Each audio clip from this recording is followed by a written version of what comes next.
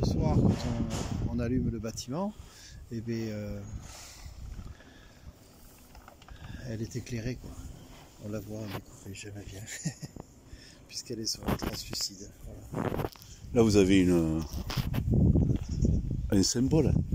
Ouais, un symbole, et il semblerait que ce soit une onde de forme assez extraordinaire. Et ça vient d'où? Elle vient d'Argentine. Ah, d'accord. Elle a été gravée sur une pierre ronde et par un artiste qui travaillait sur un lac salé En Argentine? en Argentine, dans le nord. Il y en a beaucoup des lacs salés là-bas? Non? C'est près de la Bolivie, c'est pas loin de là-bas. Toi, si tu nous avais filmé avec le monsieur, la conversation que nous avons, c'est parce que toi, regarde. Oh non, Voilà, allez, attends, c'est passionnant. Je peux vous filmer là? je le Les deux? Qui à moi? Mais moi aussi, je veux vous Non, c'est bien de chercher. Il faut rester et puis il faut rester près de les pieds sur terre. Voilà. Oui, mais C'est pour ça que je vous parle des plantes. Oui, mais moi aussi.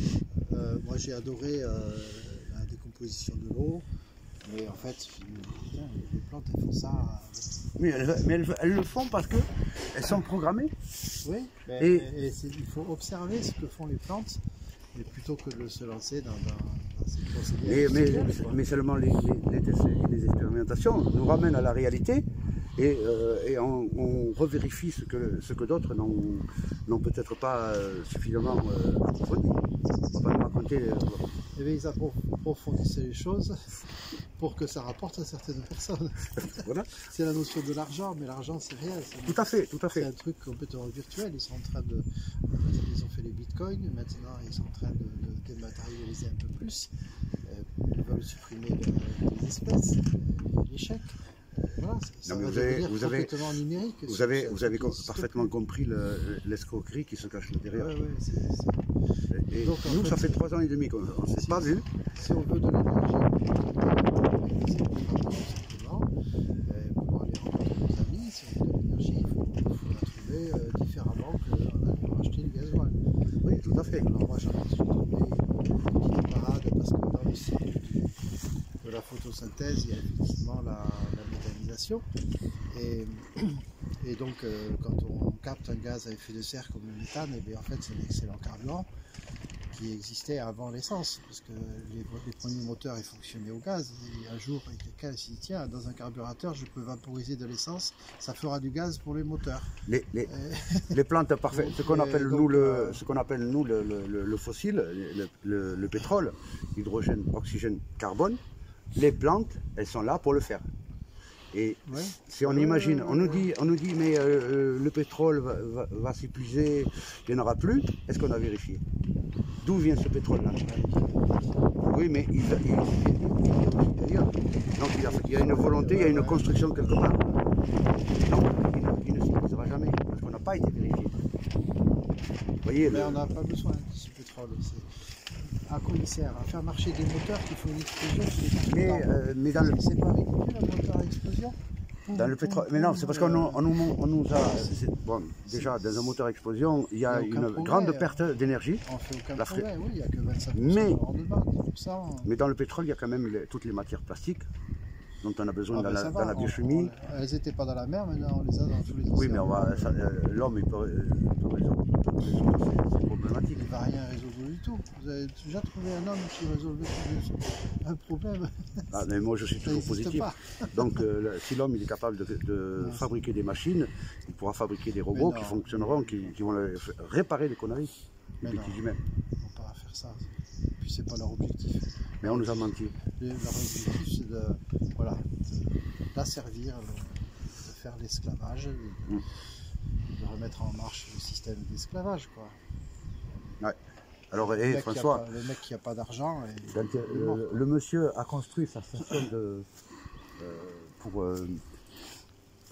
pour maîtriser le biogaz, c'est-à-dire qu'avec le fumier, le résidu des chèvres, il va le mettre en fermentation et il va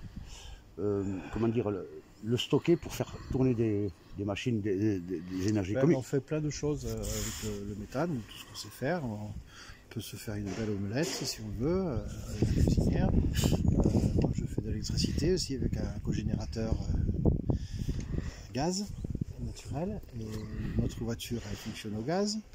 Elle n'était pas sortie, elle était tout juste sortie de l'usine. On est allé la chercher à Tarbes et à la maison, pof, on a fait le plein avec notre méthane. C'est génial. Et là, c'est un grand plaisir. Là c'est du concret. Il n'y a pas d'invention là autour. Il n'y a que de. Il n'y a aucune invention. Ça tourne, hein, ça tourne. C'est vrai. Il y a un petit peu de technicité, c'est tout. Et moi, j'avais rencontré ce monsieur, j'avais rencontré il y a 3 ans et demi. On a échangé 2 fois. J'ai respecté son travail parce que j'avais trouvé énorme. Et il comprend ce que c'est que l'électrolyse de l'eau. Il a fait des tests. Il est d'origine belge. Il est venu ici et après il a développé. Donc il a aussi le moteur Stirling. Il connaît. Il sait ce que c'est pour la cryogénie. J'ai 2 moteurs Stirling. J'ai 3 moteurs Wankel. J'ai un électrolyseur. J'ai la tout. Le moteur Wankel, il fonctionne à l'hydrogène. Il y en a un qui fonctionne à l'hydrogène. Et quand je l'ai fait marcher, j'ai dit c'est complètement ridicule. Parce que j'ai mis 8 barres dans une bouteille de propane et 8 barres d'hydrogène. Le moteur, il me siffle ça en 10 minutes pour m'allumer une lampe à 500 watts. Le rendement est ridicule. On n'a pas besoin de... C'est pour ça que moi j'avais fabriqué un électrolyseur qui... Oui, non, mais il produit beaucoup, mais c'est pas la bonne voie. Non, mais moi il est énorme, énorme. Ouais, pourquoi? Parce que j'ai découvert, je savais que eux ils en ont. Vous connaissez les travaux de Stanley Meyer? Mais bien sûr. Ah. Bien sûr. Mais c'est pas encore la bonne voie. Non, parce que lui parce que lui il avait utilisé des, qu'on appelle ça des, comment dire, pour le cœur là, des... avec une très faible intensité, oui. Un fort voltage et à 20 volts, il pulse le courant, il envoie du courant continu, il y a un et là il y a une énergie extraordinaire, et sans chaleur. Oui. C'est ce que j'ai fait moi aussi. C'est-à-dire que moi je suis parti sur un très faible courant électrique, justement pour ne pas faire bouillir l'eau et me retrouver avec de la vapeur d'eau dans l'hydrogène de l'oxygène. Mais il faut arrêter de chercher dans ce sens. Il faut regarder plus simplement. On a été chercher aussi dans la nature. Les plantes, on a été chercher là. La photosynthèse, c'est quand même... on a été chercher aussi là, et après on a été voir un peu dans la mémoire qu'est-ce qui se passe quand l'eau va changer d'état, quand elle va se transformer en vapeur. Elle va disparaître d'un endroit pour apparaître ailleurs. Donc, dans les plantes, puisqu'elles vont l'absorber, et la plante va se constituer d'eau. C'est toujours de l'eau. Oui, mais il n'y a aucune perte. Ouais. Voilà. Ce qui fait que quand on nous dit qu'on va manquer d'eau dans notre monde, d'eau propre, on va manquer d'eau potable. Oui, mais les nuages, les montagnes sont là pour justement faire cet apport. Et après, l'eau qui vient, il y a certaines sources, nous ne sommes pas sûrs que cette eau vienne de notre monde. Elle peut venir d'ailleurs dessous, parce que sous nos pieds, on ne sait pas ce qu'il y a. Réellement, jusqu'à aujourd'hui, on ne sait pas. D'où ces racines d'arbres géants qui forment nos montagnes. Et quand on a parlé de la cristallisation, quand on voit que l'arbre, le bois va muter, et il y a le gigantisme des humains, il y a le gigantisme de certains animaux qui se sont, enfin, à un moment donné, peut-être disparus, mais peut-être qu'ils sont encore ailleurs. Mais la création n'est pas le fruit d'un hasard. Alors donc on peut se poser des questions. Voilà, la mécanique, ça, le génie de l'homme, d'où lui vient cette capacité de réfléchir, de comprendre. Ça peut pas être...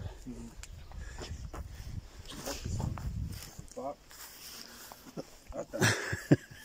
Là, tu vois, franchement... Je vais faire une cascade là. Oui. Voilà, c'est la mécanique. Il y a plein de trucs dangereux là. Et François, tu pourras dire à tes auditeurs qu'on salue tous, là, le monsieur, là, il m'avait impressionné il y a quelques années. Là, il me dit, alors, quand il dit il va s'opposer à moi, c'est pas une opposition malsaine. Il va te contredire, il a dit. Contredire. Voilà. Mais Il faut rester simple. Quand on cherche les trucs compliqués, Alors là, ils sont en train on n'est de... pas dans la bonne voie. Là, ils sont en train de faire les pieds. pieds. Ils taillent les pieds. Ils taillent les pieds des chèvres. Alors, il y a un arc, On est à la chèvrerie. Voilà. Là, alors, je montre là, le ils château. taillent les ongulons de chèvre. Voilà. là ce truc-là, Bien sûr, ils ont pas ça, là-dedans, il y a une génératrice. Ça, c'est le cogénérateur. Voilà. C'est-à-dire que François... Là, on va pas... Non, on va pas aller là-bas. Voilà, il utilise le biogaz pour faire fonctionner un moteur thermique et donc une génératrice. Là, nous sommes sur du concret. Bon, allez, je vais aller les aider parce qu'il y a moins de chèvres et ça va devenir difficile. Je vous remercie. J'aurai Merci. l'occasion de revenir. J'aurai l'occasion de revenir et on chercher sur la grande Tartarie. Allez. Et tu peux lui envoyer le PDF, non, si tu as son email. Mais on reviendra. D'accord, ok. Votre email. Ouais, je t'avais donné. Oui, mais... C'est lève.pierre. Alors attendez. Allez, je continue à filmer là. Sinon, Je peux la mettre en ligne, ça vous pose pas de soucis, sur YouTube. Voilà. Je demande toujours. Enfin, c'est très intéressant. Voilà, donc là on est à la chèvrerie là, qui se trouve donc sur le méridien de Greenwich.